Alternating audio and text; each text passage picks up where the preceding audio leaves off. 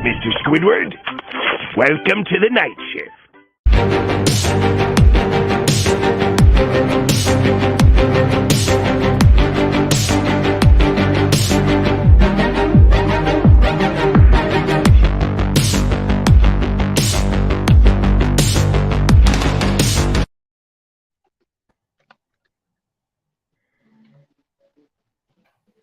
Hello, everyone, and welcome to a special Sunday edition of the Night Shift. I'm Lauro Antonio, along with James Gonzalez and Isaiah Leong, the Asian Skip Bayless. And fellas, how are you guys doing tonight? Doing good, man. How about everybody else? Doing fantastic. Isaiah, how about you? I'm in a very pissy mood right now because I was watching the game at work because we didn't have a lot of customers.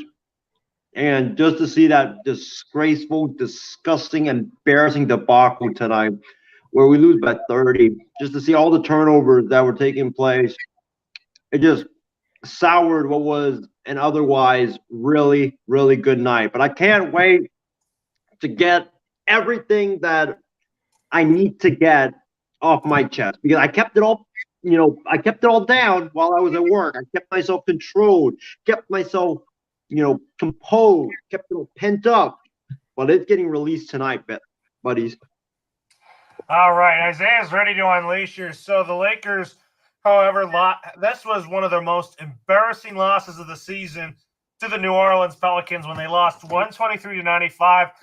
I said on the video when I sent it to people on the group messenger, I was saying that I'm embarrassed. I'm really upset with the Lakers. I mean, by calling this game tonight on Colorcast, it didn't look like it was going to be a good game just because I was thinking that the Lakers, they need to beat the Pelicans because the Pelicans aren't that good of a basketball team. But when they got CJ McCollum, it's going to help them get in the plan. But come on, you got to beat the Pelicans. I mean, the Lakers, this was something we talked about in the beginning of the season. They needed to beat teams that they were supposed to be beating. They couldn't beat Sacramento, and I was there at Staples Center for that triple overtime thriller. They should have beat OKC twice in the first two games, but OKC right now has one of the worst records in the NBA, but they seem to play well against the Los Angeles Lakers. And Anthony Davis is still out. When we get him back, we need him healthy so that we can make a long run at the playoffs. But at the same time, though, Austin Reeves in the starting lineup, I think that's a good idea. I think that he's had his moments. Sometimes he's not played well. The kid is going through growing pains, and he has earned the right to have more minutes on this team. Because I really think that by next year, I could see him being a starter for the Lakers. But has the Russell Westbrook experiment worked for the Lakers? Not how we expected it to be, but I want to give them another chance next year with the Lakers, though, even though it's too early for me to predict that.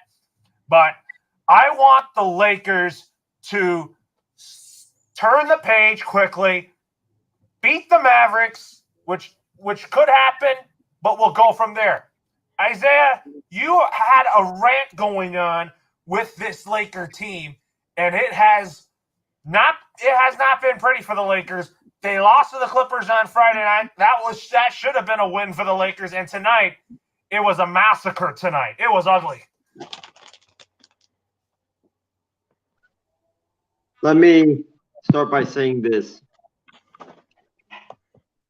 And I'm pretty sure, James is going to get his popcorn ready and chill out. Lauro's going to get, whatever snack and drink he has and chill out because you guys all know there was a video that I posted on our MI6 group chat where I was extremely heated.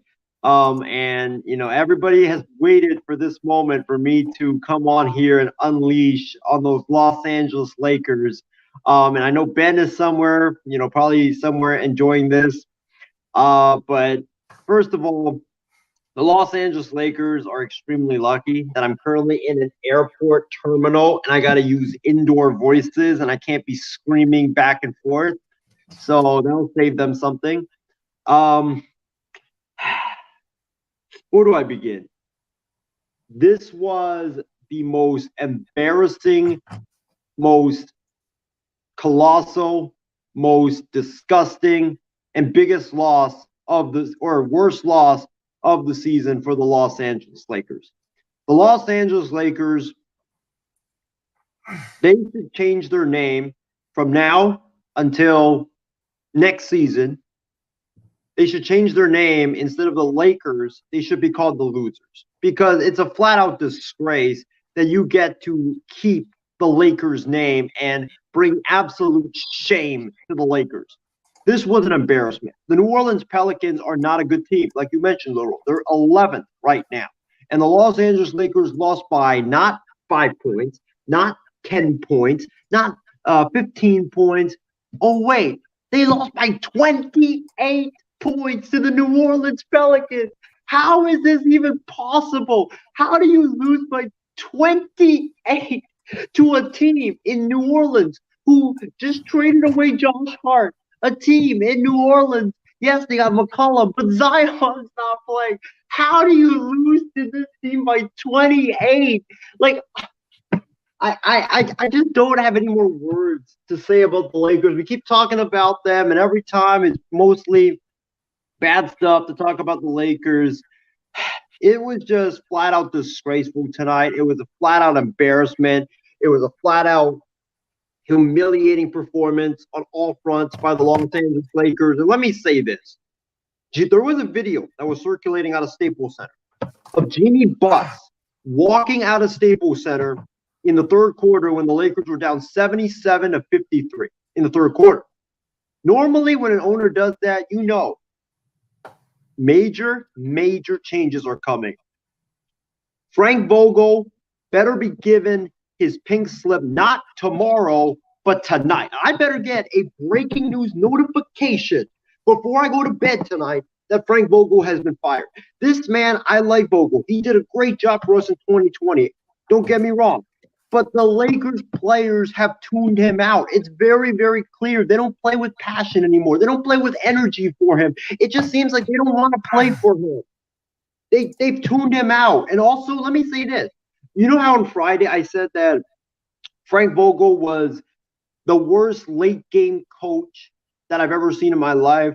Well, he is probably the worst offensive coach that I've seen in my life, because I mean, the offense, if you watch the Lakers, it's literally LeBron at the top of the key, dribbling the ball, taking about 6-7 seconds to dribble the basketball. It's like LeBron James is out here, you know, just taking his time, like he's strolling through the streets of Paris, France out there. And then you have Austin Reeves, for some reason, who's one of your best guys that moves without the ball. For some reason, he's stuck in the left corner, and everybody else is just standing there like this, like, oh, okay, LeBron to do that. Like, what are you doing, man? That's not how you play offensive basketball in the NBA. That's not how you play winning offensive basketball in the NBA. Like, nobody's moving, nobody's cutting, nobody, you know, everybody's taking forever to get to their spots. And this is why the Lakers offense right now flat out sucks. It's because there's no ball movement, there's no player movement, there's nothing. It's just LeBron just stands there, dribbles the ball like he's, you know, strolling through Paris, trying to find a croissant. And then, you know, oh, he looks up, 10 seconds left, gotta go. And he drives to the basket, gets doubled, kicks it out to Westbrook or kicks out to Talen Horton-Tucker or someone else, and they launch a bad shot. That's so predictable right now. There's no creativity whatsoever. There's no scheming, nothing whatsoever with the Lakers. I guarantee you right now, I can flat out coach better than Frank Vogel on the offensive side of the ball, because there's just nothing. There's nothing creative, nothing going on offensively for the Lakers. Defensively, it's been an absolute embarrassment. It's been an abomination for the Los Angeles Lakers, and that's Frank Vogel's bread and butter. That's his go-to. He's a defensive-minded genius. Where's that defensive-minded genius at? It's nowhere to be found. So Frank Vogel needs to go. Pelinka also needs to go, because he's made absolutely awful roster moves after roster moves after roster moves that's cost the Lakers big time. And he's put them in this just crippling position right now. He needs to be gone. I better see a notification on my phone sometime in the next 20 minutes before the show ends that both of those two guys are gone. Heads needs to roll after tonight. It can't be just, oh, we're going to sit back and it's one game. No, this season is spiraling out of control. It's gotten to the point where, these losses and these bad games against these bad teams are just expected at this point. There's no creativity on offense. There's no movement on offense. Defensively, everybody looks lost out there. There's no effort. There's no passion. What are we going to do to save this season? You got to make a change. You have to make changes right now, not 1 minute from now, not 15 minutes from now, not tomorrow, not the next week. No, you got to do it now. There's only 22 games left in the Lakers season. You got to make a change now, and that might re-energize this basketball team. But it was just an embarrassment tonight. It was a flat-out disgrace. It was just everybody just played like trash. DeAndre Jordan, I mean, this guy looked like he was playing football out there, not playing basketball. That pass, like, where are you throwing that to? You're literally dribbling. You're dribbling the ball, and then you throw it, into the seventh row. Like, what are you doing, DeAndre Jordan? DeAndre Jordan needs to be cut. I don't know why the Lakers keep playing him. Everybody on this roster needs to be on the bubble. Everybody on this roster needs to be on the fringe right now when it comes to playing time and when it comes to your roster spot. Because right now it's just not cutting it. It's not cutting it right now. Everybody's upset. Everybody's frustrated. The season's not going anywhere. It's time for heads to roll, and it's time for major changes out there in Los Angeles. And also I'll say this. I guarantee you the local Los Angeles YMCA could have played better than the Los Angeles Lakers tonight. This was just a flat-out disgrace, and I don't know what you do from here. I know our next topic will probably get me even more heated because it's about DeAndre Jordan and Dwight Howard, but it's a total disgrace. And to see this coming from a veteran-led group that is led by Hall of Famers, led by champions, it's just sad, man. It makes me so sad right now to see what's going on, and I don't know, man. I just don't have any more words to talk about this team. Tonight was the straw. It better be the straw that broke the camel's back. Well, Isaiah, I'm going to disagree with you on a couple things. I don't think Frank Vogel and Rob Pelinka should be fired. It's not entirely Frank Vogel's fault because he doesn't have a healthy roster. And he is a defensive genius, and the Lakers' defense has been flat all season long. Rob Pelinka, he listened to what LeBron James wanted, and he gave LeBron James what he wished for. So basically, it's not in. I think right now, if you look at the roster and all that, it's not healthy. Don't blame Frank Vogel or Rob Pelinka this. I think that something has to change beginning on March 1st when the Lakers take on Luka Doncic and the Dallas Mavericks. Something has to change beginning on Tuesday. You're right. One thing that does need to change, besides the personnel moves, is that I'm advising that Staples Center, whoever runs it, or Crypto.com Arena, I'm advising the people at Crypto.com Arena to start giving out free shots of whiskey and vodka, because that's the only way that Laker fans are going to have to soothe over all these disgusting losses that we've come or grown to accustomed to this entire season. Yeah, and James, what is your thoughts on the Lakers' embarrassing loss to the New Orleans Pelicans? Oh, hey, LeBron. You okay? You need a hug? I'm here if you need one, LeBron. That's LeBron behind me, by the way. You see his he's got his hand on his head about tonight. Funny thing, before I get into all the stuff, someone on eBay wanted this hat. And I'm wondering, do they want a refund now because of the loss today? So check out this hat here. Somebody might want it, or I don't know if they'll buy it on eBay now since the disappointing loss. I got to give props to the Pelicans, first of all. It seems like Brandon Ingram showed them tough today. He scored 19 points. Valanciunas the same. McCollum had 22. A lot of people pushed him aside. saying, "Oh, he's just gonna drown in New Orleans. He's not gonna do well." So that was great. Every Pelican scored tonight, so that shows you how the game went. So it's props to them. They kept the defensive pressure on. Yes, the Lakers missed, 1 of 15, I think, from 3. But there's my brother there talking about his Celtics loss. We'll get into that later. I'll tell you what, LeBron had 32 points, Westbrook 16, Carmelo 13, but they just missed their shots, and then they panicked, and they were throwing the ball all over the place. As I mentioned, in our chats, they had a bakery. They had all sorts of turnovers, all different flavors. Apple, cherry, peach, whatever turnover you wanted, the Lakers had tonight. They had, 23 turnovers, I believe, Lovro? They were just awful. To me, it feels like, first half. oh my gosh, you're not going to win like that. I was telling people they should put a big black banner over the championship banners and the retired jerseys because they don't need to see this type of play from the Lakers. The Lakers wearing white tonight really signified how much they were surrendering tonight. It was really bad. Going forward, I think they all have to get together.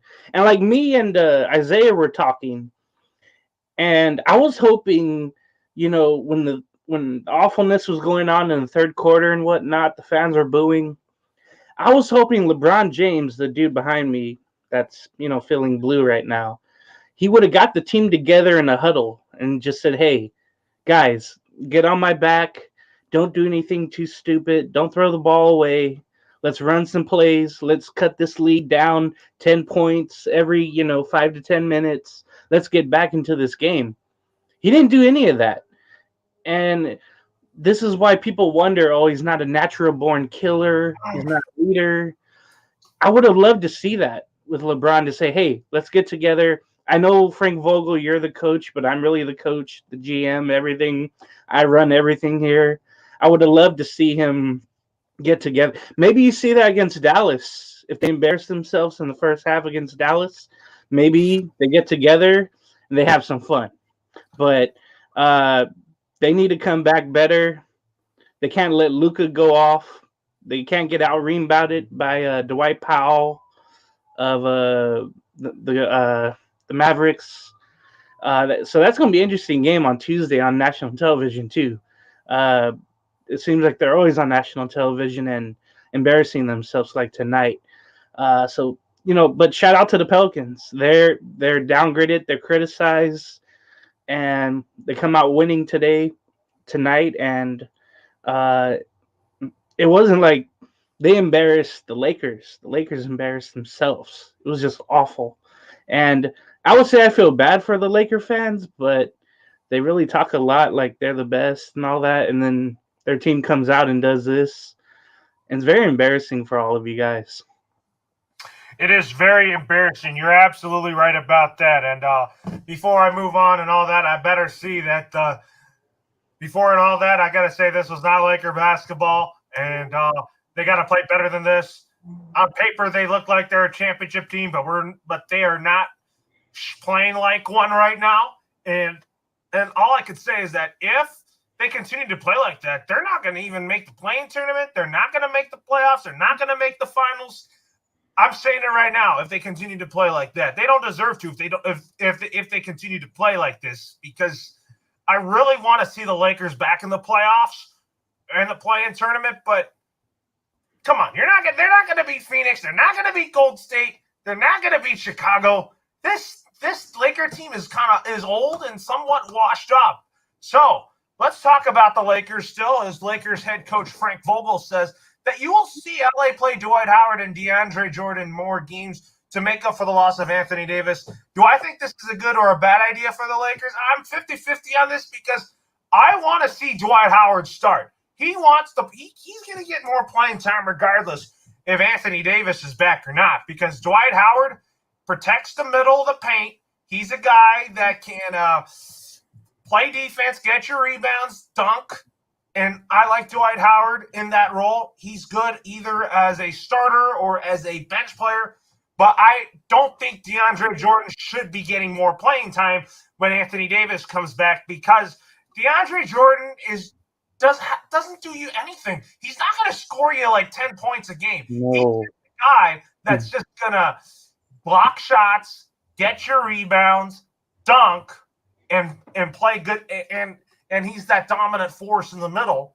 But he just hasn't fit in the Lakers' rotation and how we expected him to do this. And I do think that Dwight Howard should get more playing time when Anthony Davis comes back and all that good stuff. So, Isaiah, do you think this is a good or a bad idea for the Lakers to play Dwight Howard and DeAndre Jordan more? I'm 50-50 on this because I want Dwight Howard to play more, but DeAndre Jordan, no. DeAndre Jordan playing more. Oh my God. What does the season even come to? At this point, like, I mean, have you guys seen DeAndre Jordan on the court? I mean, oh my gosh, man. Literally, this dude is there, just stands in the middle and catches lobs and dunks the ball. Whenever that doesn't happen, guys are blowing by him. For some reason, he's taking on guards on the defensive side, thinking that he can stop them. They break his ankles. And then you see those errant passes where he takes the ball, dribbles it up the court. Like, first of all, what are you doing dribbling it up the court? Because you're not a point guard. And then he takes it, tries to make a pass, throws it into the seventh row. Like, the Lakers should never have signed DeAndre Jordan in the beginning. I was not happy that they signed him. I thought that roster spot should have gone to somewhere else. You don't need DeAndre Jordan. He hasn't made an impact with the Knicks. He never made an impact with Brooklyn. That's why Brooklyn cut him. That's why Brooklyn wanted him out. He was terrible in Dallas as well. Like, this guy, outside of what has happened in Clipperland, he's just been not good. He's been not good. And now he's 33. His physical and athletic peak is behind him, and he's just not what he once was. So I think that, no, DeAndre Jordan definitely should not be playing more for the Lakers. In fact, he's also another guy that better be cut as well before it reaches midnight tonight here on the Pacific. But as far as Dwight Howard is concerned, Dwight Howard definitely should be playing more because he brings a lot of energy. He's very fiery. He's very passionate. You can see it on the court when he's playing. You know, he gives you 150%. I like what I'm seeing from Dwight Howard. I want to see more of that from Dwight Howard going forward, especially when since AD's not going to be here until probably April. So, you know, Dwight gives you size. He gives you that rim protection, which you need. But DeAndre Jordan right now, it's legitimately a waste of a roster spot right now for the Lakers. Like, his basketball skills are not that good. His dance moves on the bench, it's not that good. Like, why is he even a Laker? It makes no sense whatsoever. He should have never been signed. Dwight Howard should be given more minutes. DeAndre Jordan, hell no. No way whatsoever. And James, do you think this is a good or bad idea by the Lakers to play Dwight Howard and DeAndre Jordan more? Well, they have no other choice unless they drop one or both and go young and see what they got, you know, down with the South Bay Lakers or whatever they're called in the G League.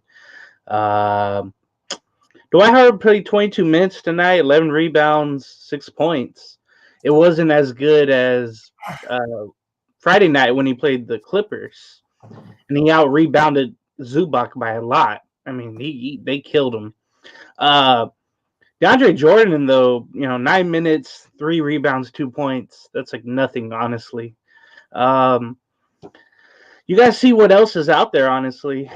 And I think the reason DeAndre Jordan's there because he's a LeBron guy. He would always wear LeBron shoes everywhere he played. I think that's the only reason why he's or I was going to say with the LeBron team. But yeah, with the Los Angeles LeBrons. You have no other choice right now.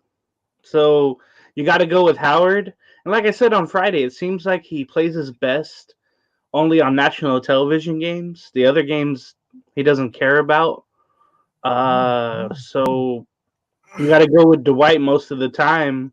And then when the other teams go small, you got to substitute and bring in, Ariza or Wayne Ellington might help for the Lakers. You never know. He had 9 points tonight, but you got to figure something out. When they go small, Dwight Howard and DeAndre Jordan are irrelevant. So hopefully everybody goes small, and then the Lakers can just run their offense, but hopefully get more rebounds. Oh, yeah, hopefully they get more rebounds here, but I'm not going to play DeAndre Jordan. Well, I would rather play Dwight Howard, and when Anthony Davis comes back, I'd rather have that small ball type lineup here, which I think was working before Anthony Davis got hurt. But we'll go from there here. So anyways, Donovan Mitchell and the Utah Jazz rallied from behind to beat Devin Booker, Jay Crowder, and the Suns in a thrilling back-and-forth battle, 118 to 114. I am confident by looking at this Suns team that they can win games and hold down the fort when Chris Paul's out. Devin Booker makes the team go, and I think Chris Paul does too. Do I think Phoenix right now is the favorite to win the NBA championship? I think so. They just got to get Chris Paul back healthy there. But Isaiah, what was your thoughts on your boy Devin Booker blowing a lead to the Utah Jazz? My thoughts on this is that this was a phenomenal game. This was an intense game. This was a playoff type of game here in the regular season. And I want to see these two match up, the Suns and the Jazz match up in the NBA or in the Western Conference playoffs. I want to see it because I think it'll be, a really entertaining series. You got the Suns who love to run. You got the Jazz led by Mitchell and Gobert who like to play a bit of a slow half-court style of offense.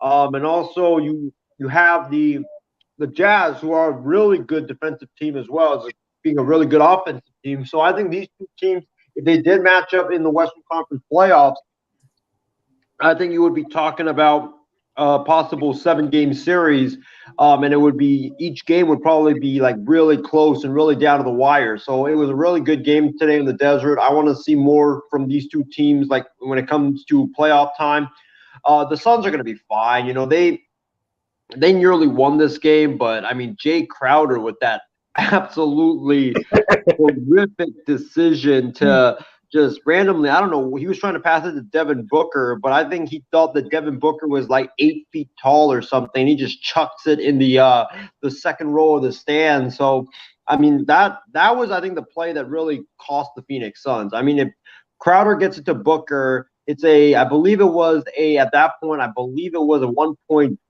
Jazz lead. Who knows what happens at that point, but that was the turnover that was really costly. Jay Crowder cost them the game tonight, and it was a great game, but it was so much fun, and I hope to see these two teams in the Western Conference playoffs. I think more likely you'd see Golden State and Phoenix in the conference finals. I think that would be a much better conference finals showdown here. But James, what is your thoughts on Devin Booker and Jay Crowder, and talk about Donovan Mitchell and the Jazz beating Devin Booker and Jay Crowder and the Suns in a thrilling back-and-forth battle? Yeah, these two are not going to meet in the conference finals. Isaiah said playoffs. So either they'll meet in probably the second round, depending on if the top four take care of their business. It reminded me sort of the Saturday game with the Nets and the Bucks, where the road team came back to win, but the Nets kept it closer throughout and surprised everybody on Saturday. Anyway, I think what's helping the Jazz right now is Jordan Clarkson, and he's been doing it for a solid 2 years. He added 22 points, Conley with 13, Bogdanovic with 11 from deep, or probably 3 from deep. Mitchell just did enough. Gobert on the boards with 14 rebounds. Thing is with the Suns, they do have Landry Shamet, I should say, but they don't have Cameron Payne, and those are the 2 point guards. I know they brought in Aaron Holiday, but you're not going to really trust him, so that's where Chris Paul is going to be very, very much missed. DeAndre Ayton stepped up, had 23 points. Booker had 30. Johnson had 23. He's a second-year guard, and he does really impressive things. At any rate, just one of those regular season games where the intensity is kind of turned up, and it feels like a playoff game, like Isaiah mentioned, and it really was. And I know they were down 3 when Crowder threw that pass, but yeah, I'm thinking, who is he lobbing the pass to? And, Booker's not too far away from him. I think he was just trying to see if no, because he didn't throw it down court. He literally just threw it diagonal into the crowd. That was just weird to me. I don't know if it slipped or whatnot. I hope it did, but it's kind of embarrassing the way that they lost there. And that's going to be part of the Suns right now. They're not going to have that leadership of Chris Paul, the best leader in the game. That's going to be unfortunate not to have him. But you'll get games like this where you'll slip up at the end without Chris Paul. All right. Anyways, well, that being said, now let's talk about the Warriors and Mavericks showdown. So, like we talked about earlier off air, the Dallas Mavericks came from behind to beat the Warriors 107-101. The Dallas Mavericks, however, with that win, they are staying in that 5 seed, and they are hanging tough. And if you look at the Western Conference standings right now, you got Phoenix number 1, Golden State number 2, Memphis number 3, Utah 4th, Dallas 5th, and then the Denver Nuggets have been playing unbelievably well in holding on to that 6th spot.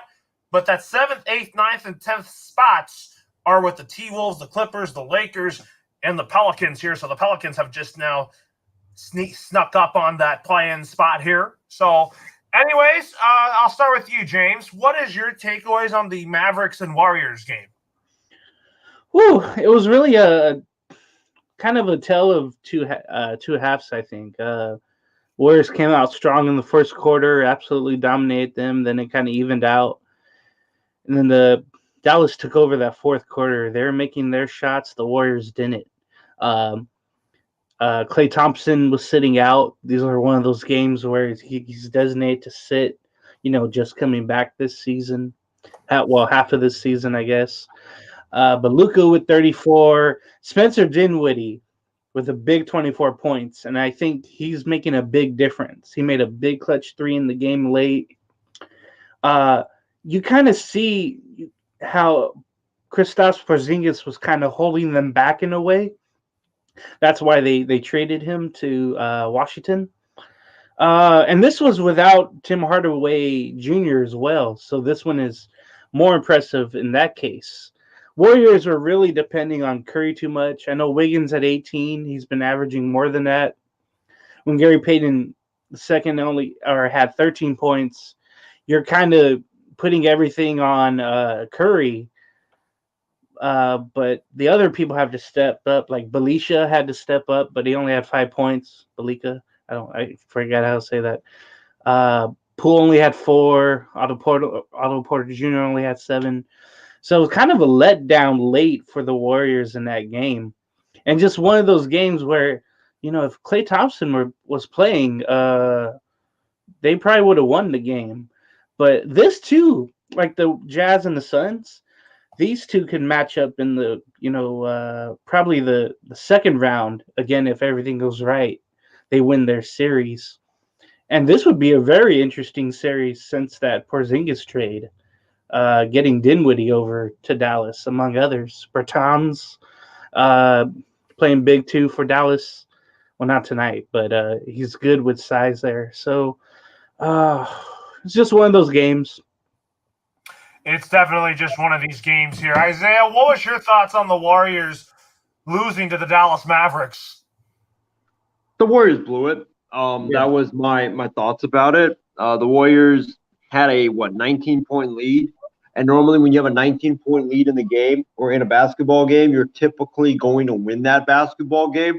And Golden State just let their foot off the gas pedal, and they, like James mentioned, they desperately missed Klay Thompson. They missed, Jordan Poole played, but he wasn't really his regular self. Curry had 27. He was great, but I think the other players besides Curry, like your Wiggins and the other supporting players, they didn't really show up in this game. That's what cost the Warriors the basketball game. As far as the Mavs are concerned, I think that for Dallas, they are a big threat in the Western Conference. I don't think they're going to win the West, obviously, but I think that they can be that pesky team that gives a major team a run for their money. And, they got Luka. Dinwiddie's been great for them. Bertans, like James mentioned, he's been a really impact player for the Dallas Mavericks. The Dallas Mavericks, I think, are going to be really they're going to be really annoying in the postseason for a lot of the teams in the NBA, and I can't wait to see who matches up with them, because if they match up with a team like, not Golden State, but if they match up with like, I believe they'll match up with the Jazz, if I'm not mistaken, or the Denver Nuggets. I think that Dallas could upset the Nuggets. I think the Jazz could be taken down because the Jazz are a team that likes to kind of slow things down. In Dallas, you got Luka. That would be such a fun series between Dallas and Utah. But I mean, Dallas is a team that I would keep an eye on in the Western Conference. I don't think they're going to win it, but I think they're going to give a lot of teams problems in the West. They probably will. You're definitely are going to see about that. So anyways, with that being said here, Tyrese Halliburton, Buddy Hield combined for 43 points to the struggling Indiana Pacers over the red-hot Celtics, 128-107. James, I mean, your brother's a Celtics fan. What is your thoughts on this game? Well, he probably felt very disappointed, but the Pacers, they're just finding themselves with these new players coming in, Buddy Hield and Halliburton. Those two very, very did step up. But I'll tell you, the one guy who really did, O'Shea Brissett. I've never heard of this dude. He's a Canadian player. He had 27 points tonight, just out of nowhere, or today, I should say. Brogdon had 20. Duarte, you remember him from the Oregon Ducks, threw in 11. There were 7 Pacers that had double figures, so that's great. That's an all-around great victory there for the Pacers.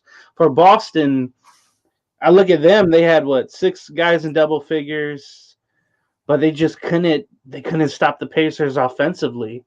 Jalen Brown had 23, Tatum 24. I guess they have to average more when you get in a shootout like this. I don't know what it is, but they just couldn't stop the Pacers and their shots. So I hate saying this, but it's like, okay, in the regular season, it's not a sprint, it's a marathon. And you're going to have games like this where you can't defend.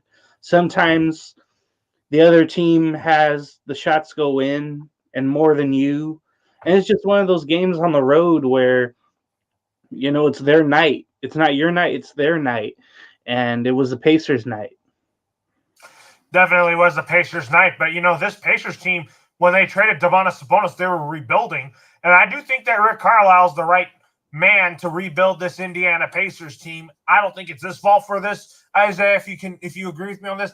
I think the Pacers just need time to grow the program with Rick Carlisle again. What was your thoughts on this game overall?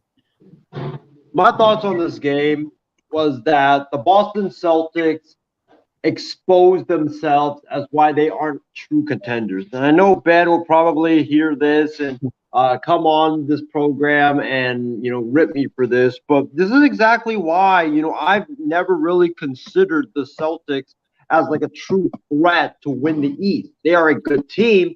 They'll get into the playoffs, but I don't think they are a team that can go in and take down the Milwaukee's of the world, take down Philadelphia, take down Miami, or take down Chicago. I think they're just one of those pretenders in the Eastern Conference, because for some reason, I don't know why it's like this with Boston. I know it's just one game, but I mean, Boston always has these moments where, they struggle for a lot of time, and then they have the periods where they're on a hot streak, and then they have their cold streaks. Like, they're a really streaky ball club. I know they've been playing better since January, since the new year started, but I'm not sure about Boston. There's just inconsistent with the Celtics, and the Boston Celtics, they're just too streaky for my liking. I want to see more consistency out of Boston. And I want to see Boston not like take teams for granted, which they did today with Indiana. Like I know it was an early game, and a lot of teams aren't really up for it a lot of the time, but this was a game that I think Boston definitely should have won because Indiana is not that good, and the Boston Celtics, they overlooked Indiana. That's what happened, plain and simple. Yeah, they definitely overlooked them. And I think that the Celtics, I think they're a team. I think they're going to make the playoffs in Ime Udoka's first year. But you know what? It's not a big deal anyways. So anyways, on to the NFL. So the Colts have submitted a proposal to the NFL Rules Committee, which would change the current overtime format and give both teams possessions in overtime, regardless if the team wins the coin toss, scores a touchdown or not. Do I think it's a good idea? Yes. I think that you definitely have to get – I think that you don't want to – I think that when the team wins the coin toss that wins the game, that has first possession of the ball, wins the game, I don't think that's a good idea to have it be one and done. I want overtime to be like both teams have a possession to possess the ball, regardless of who wins the coin toss here. I think that's a good idea. And I think that if both teams fail to score the touchdown on their first drive, then the next score wins that game. What's your thoughts on this proposal, Isaiah? It's very interesting because it's happened before, but it got shut down by the Rules Committee. So now it's the second try, and we'll see if anything comes out of it. But when you look at it, I've always said this about overtime.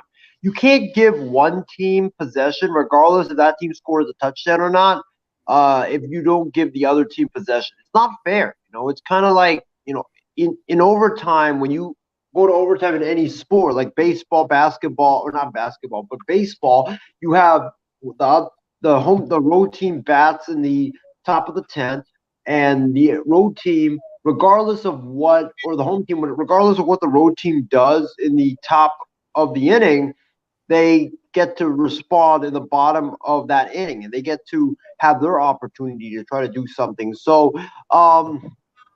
this is something that I really like from the NFL. I think the NFL needs to implement this because, like we saw with that Chiefs and Bills game, that was going to be, overtime, and whoever won that coin toss was going to win that football game. But imagine if the Bills got possession, it would have been back and forth, and then you would have sudden death afterwards. I think that's a format that I want to see. I want to see, both teams get possession. If they both score touchdowns, fine. And then you have sudden death. Whoever gets, like, if the team that gets the possession first in the sudden death period, they score, they win the ball game, and it's up to the other team to stop them and get the stop. And that's what I really hope. So I am intrigued by this format. I hope it happens, and I think it will be great for the NFL. It's definitely going to be great for the NFL. You're right about that. What is your thoughts on this, James? You're both wrong, actually, in my opinion. I want it the old way. Get a stop defense. Like, come on. When you coin toss, if you score a field goal, you should win the game. It should be any points. And so I want it the old way, before the rules changed it. Rules Committee changed it. Both teams gain possession. It just seems like college. This isn't college, right, guys? This is the NFL. So it's supposed to be professional. Your defense is supposed to make plays. You saw that with the Bengals game against the Chiefs in the championship game. The Bengal defense stepped up. So I want it the old way. I where any points scored, the first points, any points. And then I don't know about you guys. I want to hear quickly what you think. Instead of 10-minute overtime, I would love to see 12 or put it back to 15 minutes. What do you two think? I would keep it at 10 in the regular season, and then You want ties, though. I would keep it in 10 in the regular season, and then in the playoffs, 15. You want ties in the regular season if you keep it 10 minutes. I want ties to be eliminated. Okay, 15, but adding 5 more minutes like the old days would help, though. Not have ties. So that's why I won 15 minutes, so that there wouldn't be like a Detroit-Pittsburgh situation. It'd make things easier on the wins and losses column. What do you think, Isaiah? My thoughts on it is that I honestly want them to go to like a college time format where there's just no time. Like both teams get possession, right?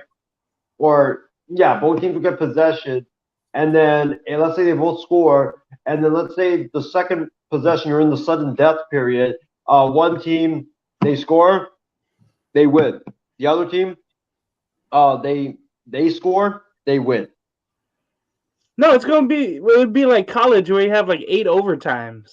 Oh yeah, that's right. I don't think anybody wants that in the NFL. They just want a quick, especially if it happens in the morning games and you have triple headers. Oh my God, games going into each other if you have a long overtime session. So that's why I say that. I mean, it'd be thrilling and all that, but time is money. So I just want the old way. It'd be so much better and easier. All right. So, anyways, Buccaneers star offensive lineman Ali Marpet stuns the world and retires from the NFL at the age of 28. I am shocked by this. Ali Marpet is a really, really good guard in the NFL. He could have gone longer. He could have been like Andrew Whitworth in some ways, but I am shocked by this, Isaiah. Aren't you? I'm extremely shocked by it. My jaw dropped when I heard the news that he was retiring from the NFL. I mean, this dude is only 28, guys. Like, he's not, 33 or 38 or anything like that. He is in the prime of his career. He is 28. He's only played 7 years in the NFL, and he's in the prime of his career. He's only given up, I believe I saw a stat somewhere that he's only gave up 2 sacks this entire season for the Tampa Bay Buccaneers. He is a star.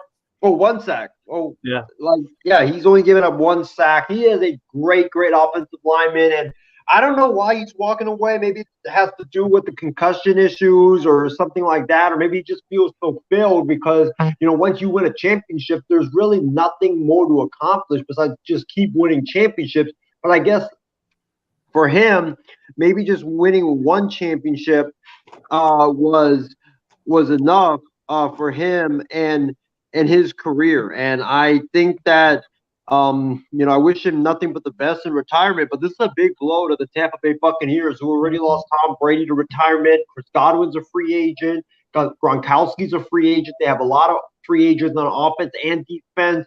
Plus, Marpet now retires, so I feel bad for whoever's the next quarterback of the Buccaneers because you're going to be walking into a situation where you might not have Godwin, you might not have, or you don't have your top guard on your offensive line. So it's a really rocky and really tricky situation for the Buccaneers.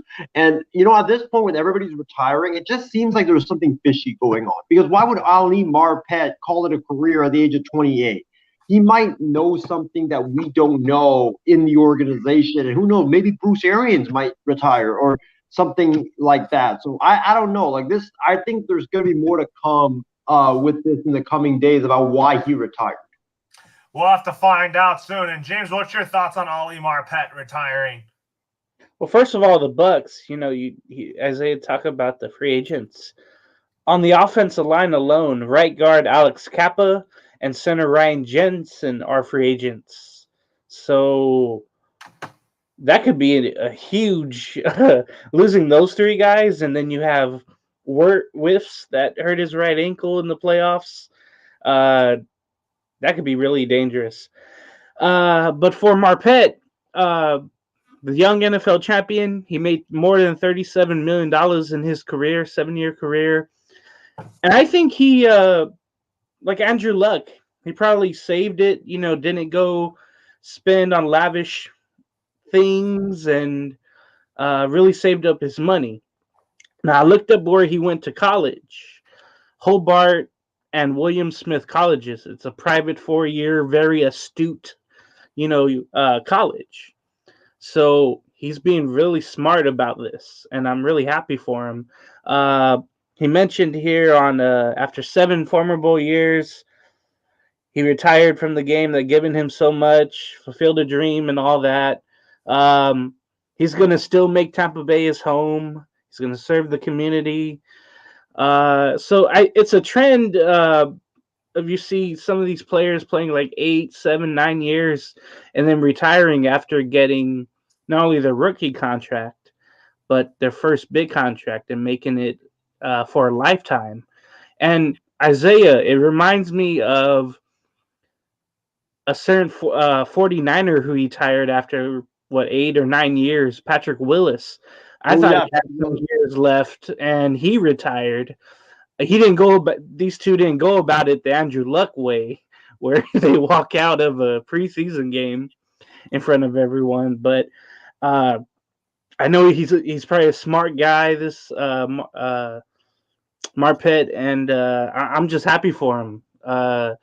He got out with a ring, and he has an experience, and he has his whole life ahead of him. So that's great. Yeah, absolutely. And then anyways, folks, that the Chiefs, however, are expected to trade or release stud pass rusher Frank Clark by March 8th. I think it might be like cap casualty or something like that. He might have to take a pay cut for him to say. I think that if they release Frank Clark, I think the Chiefs are prioritizing Tyrann Mathieu and also giving contract extensions to Tyreek Hill and Travis Kelce, because I really think that that's what the Chiefs want to do in order for them to keep the core together, which I think they're going to be around for a long time, Isaiah. What's your thoughts on the Chiefs potentially trading or releasing stud pass rusher Frank Clark?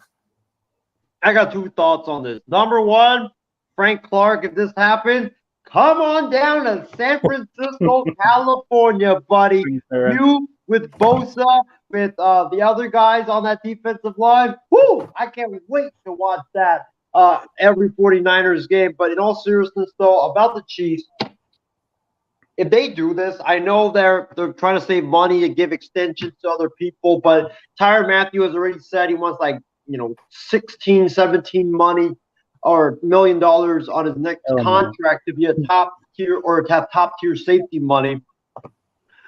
If you lose Frank Clark, who was a really high impact pass rusher, I know you have Chris Jones, but the defense wasn't that good already. I think that was the thing that held Kansas City back was their defense.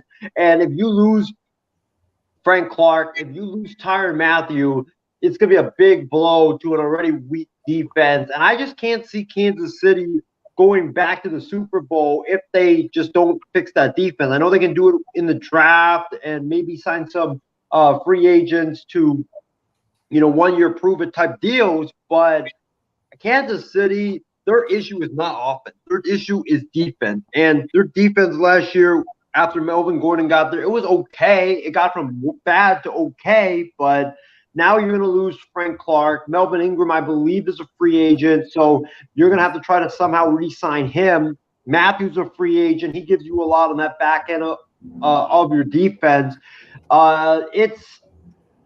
I hope Kansas City somehow, some way manages to retool that defense like they did with that offensive line. But if they can't, then you might be seeing James's Raiders or the Chargers, Laurel, your Chargers, be up for grab or go up and grab that AFC West from the Chiefs, because I know they have Mahomes, I know they got Hill, they got Kelce and those guys, but defense, you need a defense, not a great defense, but you need a good defense to win games in the NFL. You just can't try to outscore guys like 42-41 if you want to have success in the National Football League.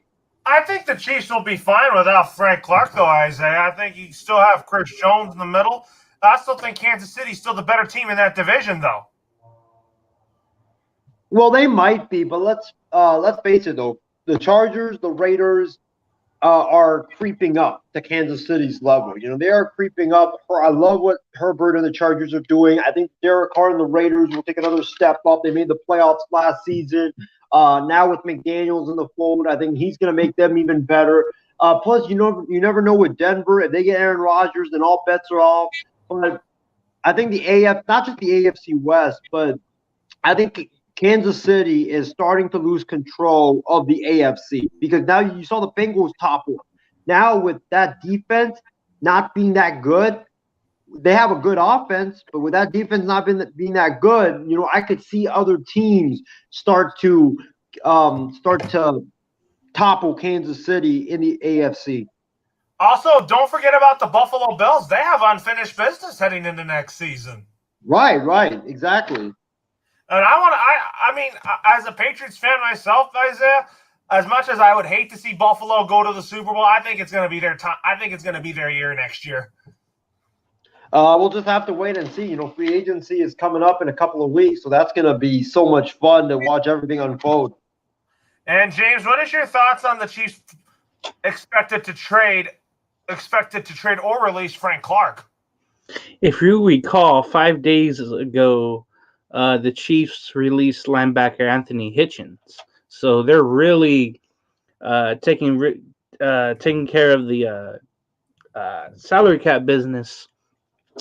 It is weird, though, because Frank Clark is coming off his third straight Pro Bowl appearance. But he was set to make $26.3 million for next season. So the Chiefs are already $11.49 million under the cap. So they're just trying to get under more. Some things about where he could go, places. Buffalo, if he takes a little less, he could definitely add that with Mario Addison. That would be awesome with Buffalo's defense there. The Colts, imagine him and all the pass rushers they have there too. Oh, that DeForest Buckner, and then you throw in who's a great guy there. Oh my goodness, I forgot he was a great rookie too.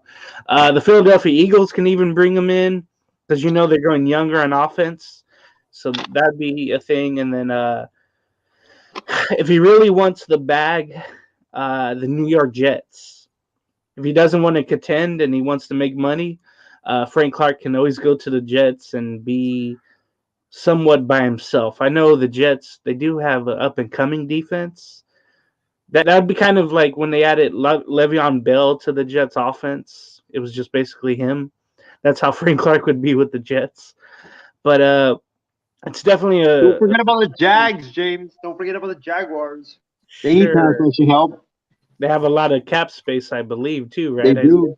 Yeah, so you throw them in there, too. If he feels like the hype train is going through Jacksonville, probably not.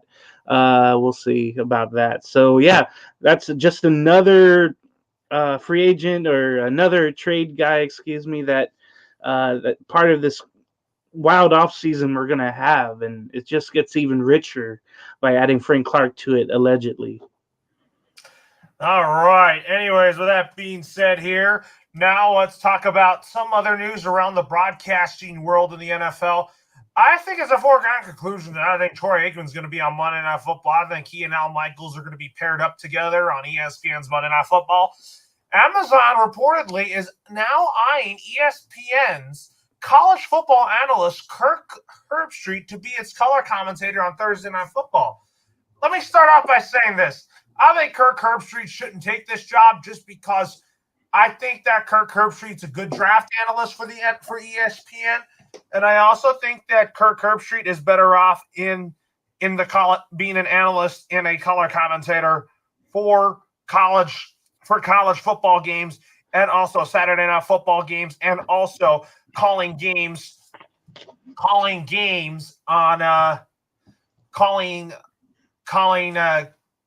games such as the college football playoff and also college football national title game. I think that's his expertise. Isaiah, what is your thoughts on this? My thoughts is that everybody is not taking Amazon's money and they are getting desperate. That's what's happening right now. They wanted the big names. They swung for Troy Aikman. They swung and missed, unfortunately. They swung to try to get Sean McVay. He turned them down. They swung to try to get John Lynch from the Niners. He said, thanks for dinner, thanks for the prime rib, but no thanks. And now they're on to Kirk Herbstreit. He's basically their like fourth or fifth option at this point to try to take over in the booth. I don't think Kirk Herbstreit would honestly appeal to Al Michaels to for him to join Amazon. I think Al Michaels is not going to join Amazon now after the whole Aikman debacle. Herbstreit, I like him, and I also read somewhere, I believe, that with Herbstreit, it's written in his contract that ESPN says that he can work for a different network if he wants to call NFL games and be with ESPN as well. So he could be doing both college and the NFL. But here's the thing. Like, if you're Kirk Herbstreit, right, sports broadcasting takes a lot of work. It takes a lot of preparation. You got a lot of, production meetings and all that stuff. If you're Kirk Herbstreit, you're going to spend most of the week prepping for your college game, and then you're going to have to do prep for the NFL job. Like, Kirk Herbstreit will literally never sleep again in his life. So if you're Herbstreit, do you want to take on that added responsibility? I don't know. It's a great thing for him to be in an NFL booth because, I really want to hear him be, analyzing the NFL game. I think he would do a great job of it. But does he really want that added responsibility? That's the thing because, you're already working a lot prepping for the college games. Do you want to work more prepping for the NFL and the college games as well? But I think he would be terrific for Amazon if he does make that jump. He would, but, I think that Drew Brees should get the Amazon job, though, Isaiah. I honestly would rather go with Herbstreit just because he has experience being the color guy. Brees was, he did the color for NBC, but a lot of people weren't really enthused by it. So if I'm Amazon, I'm going with the proven commodity because we talked about last night on the Midnight Mania, there's a lot of players and coaches that go into broadcasting, but many of them turn out to be busts. Not everybody's going to turn out to be your Tony Romos or your Troy Aikmans. So if I'm Amazon, I'm taking the experienced man in Kirk Herbstreit. I think he would be phenomenal for Amazon. And I don't think he would be bringing Chris Fowler with him, too. No, he wouldn't. I don't think he would. He would probably be paired with whoever Amazon signs to be their play-by-play guy. Yeah, I think Al Michaels, like you said, I think he's going to be with Troy Aikman. I think Joe Buck is staying. I think Sean Payton would form a 3-man booth with Joe Buck on Fox. Hey, maybe. We'll see. I don't know, man. And James, what is your thoughts on Kirk Herbstreit going to be on Thursday Night Football? Well, not yet, but maybe not. I think he should just stay in college, but he had some comments earlier this last college football season about how the student athletes aren't treating the college game right or something along those lines, and he might be looking to get out of college football because of that. I think the college community now doesn't look at him the same way, unfortunately, by what he said. I got to believe someone at Amazon had like a Cheez-It box. And Kirk Herbstreit, he's always on those Cheez-It box, promoting something. It's like, hey, this guy should be on the call for our games. That's all I can think of.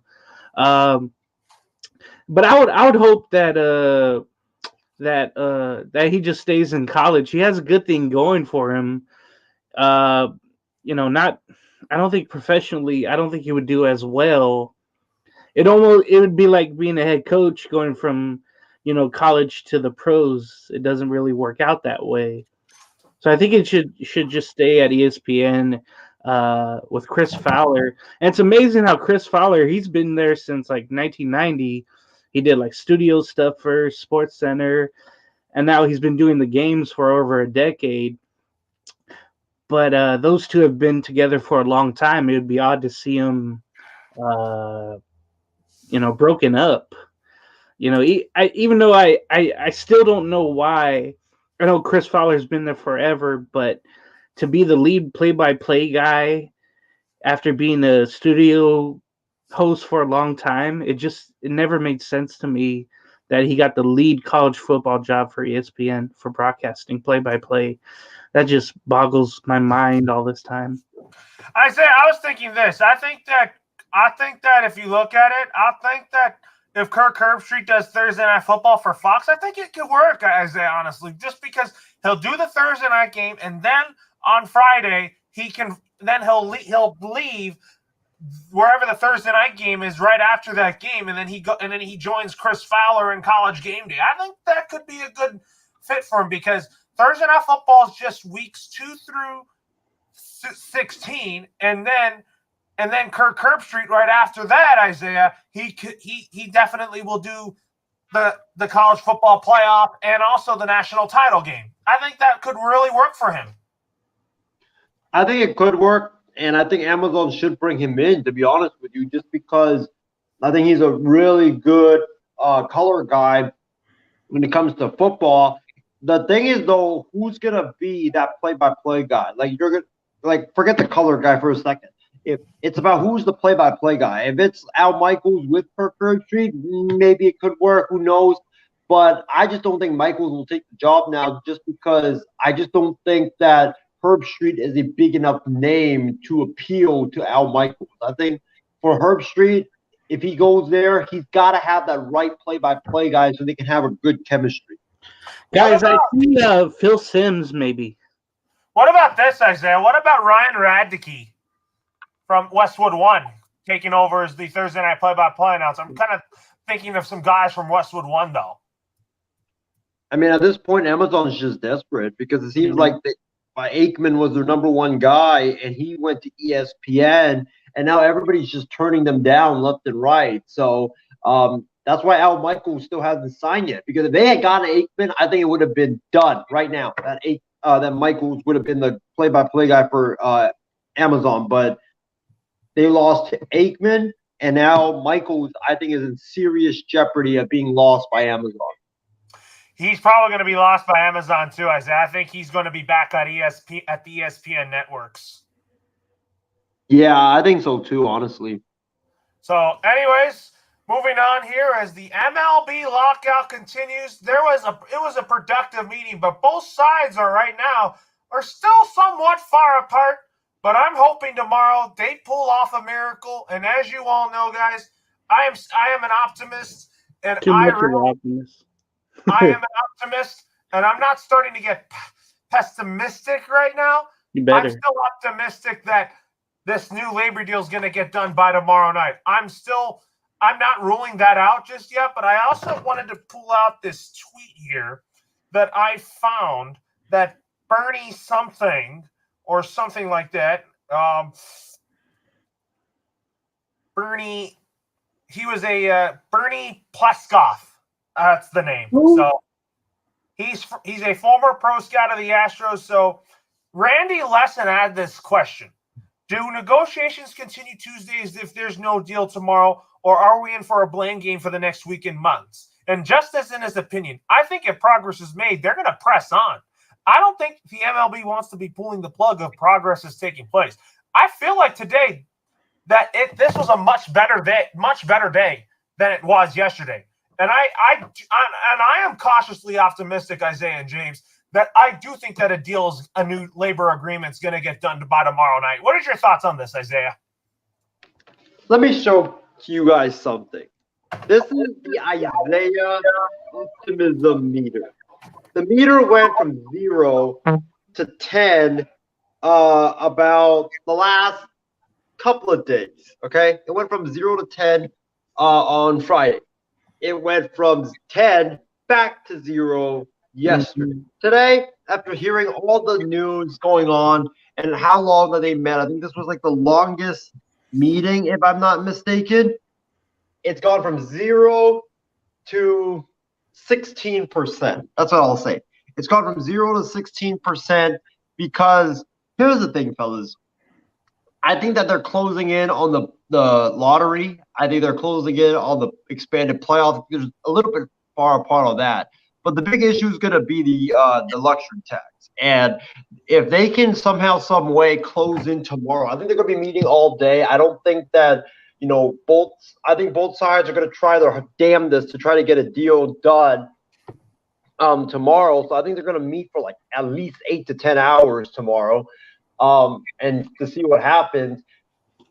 I think we're looking at with those 8 hours, if they can get something close, if both sides can, it be close, not exactly what they want, but close, I think that we could see a deal just because I believe that when you look at both sides, I think the players, they want to start playing. The owners definitely don't want to lose regular season games because there's no fans and you already lost, revenue from no fans being at the stands in 2020. You don't want another year of that. So I think both sides will definitely push hard for it. I still don't see a deal. I'm not as optimistic as you, Laurel, that a deal will be done tomorrow. We'll see. But, I mean, I'll say it's like, for me, it's like 15% I'm optimistic that will happen. I just don't know. It's like it's going to come down to the CBT. That's the big issue that it's going to come down to. Like the other issues, I think they're close, but it's going to come down to the luxury tax. Whatever happens with that, if they can get somewhat in those 8 hours, you can get somewhat close to each other's ranges, then I think maybe we can somehow miraculously get a deal done. I think it's going to get done miraculously tomorrow, Isaiah. I mean, I'm really optimistic about it. I'm cautiously optimistic about it. We'll go from there. James, what is your thoughts on what happened in today's meeting? And are you optimistic that a deal's going to get done tomorrow? No. And if you're not in those meetings, you shouldn't be tweeting or posting anything about it. That's my opinion, because you're not there. You don't know anything. You're saying, okay, yeah, something could get done or whatever, but you're not in those meetings. You don't see the egos on both sides. So when you read a tweet from whoever that guy was, I was like, oh, who cares? Because that guy's nothing. He's not in the meetings at all. And then today, yeah, they met for the 7th straight day, and it's notable that no formal proposals were made. The sides remain far apart. Neither side thought Sunday brought significant momentum or a breakthrough. So that's why I see with Isaiah that, you go down more on the percentage wise.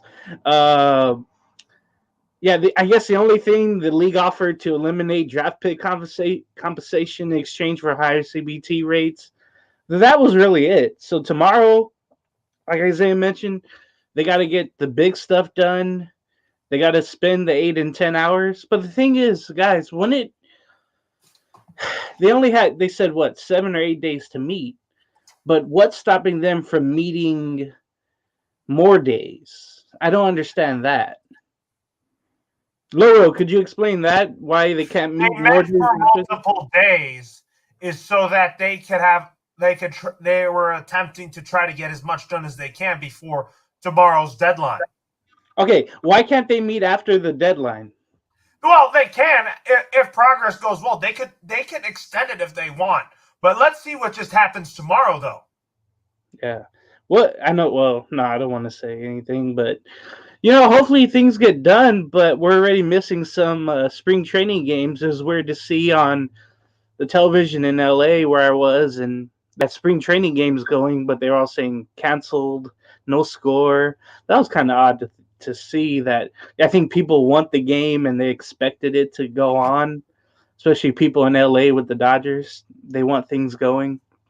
So hopefully we wake up with good news, in the morning, that they meet early and often and something could get done. But right now I'm with Isaiah, where it's like, right now I'm at 5%. I was at 15, but it's like, oh no. You still got like so many mountains to climb before you get to the top. So that's the way it's going to be right now, no matter what anybody says. All right, folks. I hope this has been a great show and all that. I hope everybody enjoyed the show here. And it is time for some final thoughts. Let's hit that final thoughts button right now.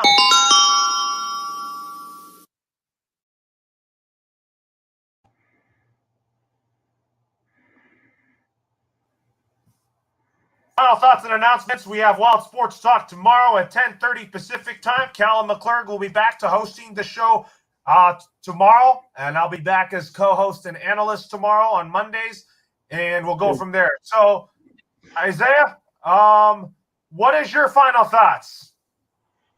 Well, my first final thoughts is that I want to start by thanking our fans for tuning in. I want to thank Big B. I want to thank Callan, who tuned in via the MI6 Sports Network. I believe Steven was also tuning in as well, alongside Ben, James's brother Chris, Casey. Those were the guys that tuned in. We got a lot of viewers tonight, got a lot of comments, so that was great. Thank you to all the fans for giving their input tonight on the program. Final thoughts, man. Just a very solid night tonight to be a Lakers fan. Not what you wanted tonight with the Lakers' big loss to the New Orleans Pelicans.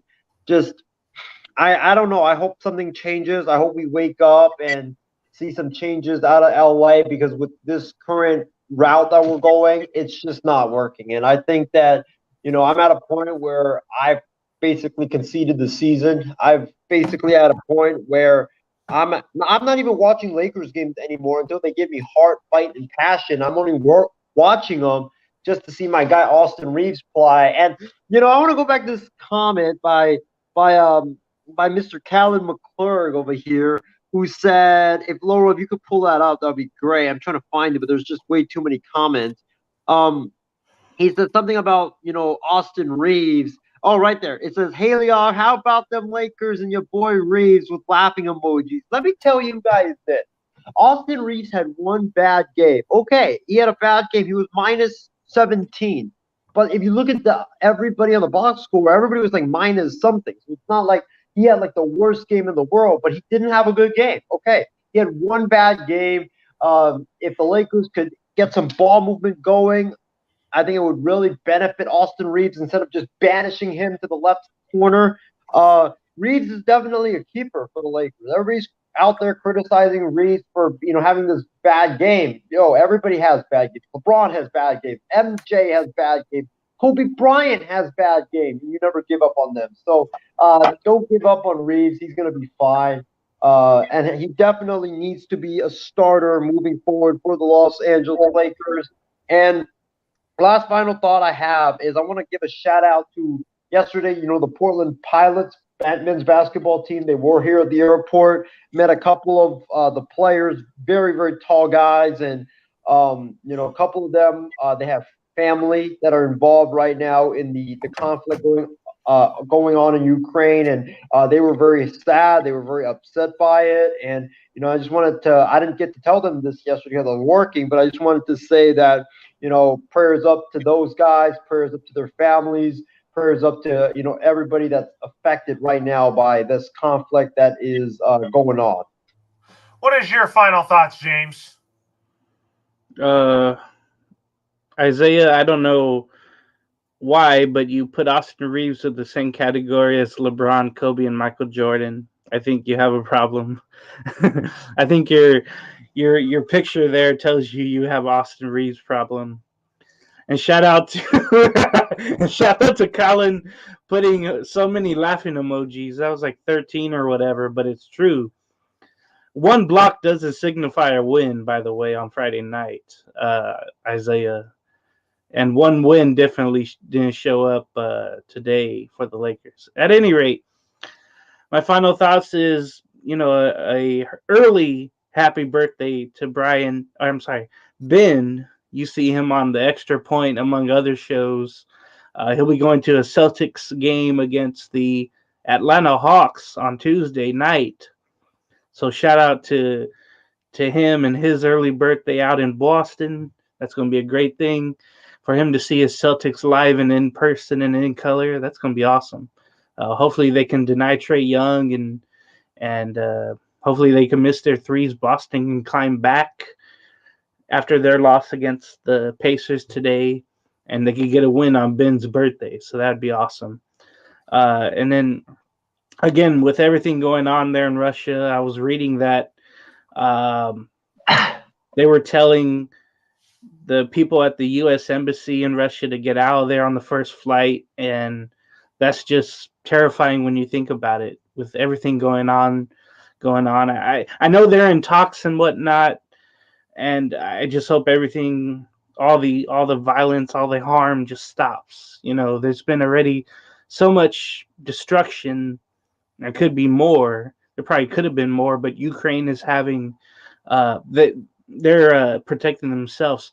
Valley Klitschko, the former boxer back in the 90s and 2000s, I think he's a mayor in the Ukraine, and he's out there literally, fighting in, trying to protect Ukraine. So that's a little sports tie to what's going on over there. And I just thought that was a great story, because remember him as this big giant figure in boxing, and now he's out there fighting wars, and he's like 50 something, I would think. So, shout out to him and all those people trying to keep their country safe.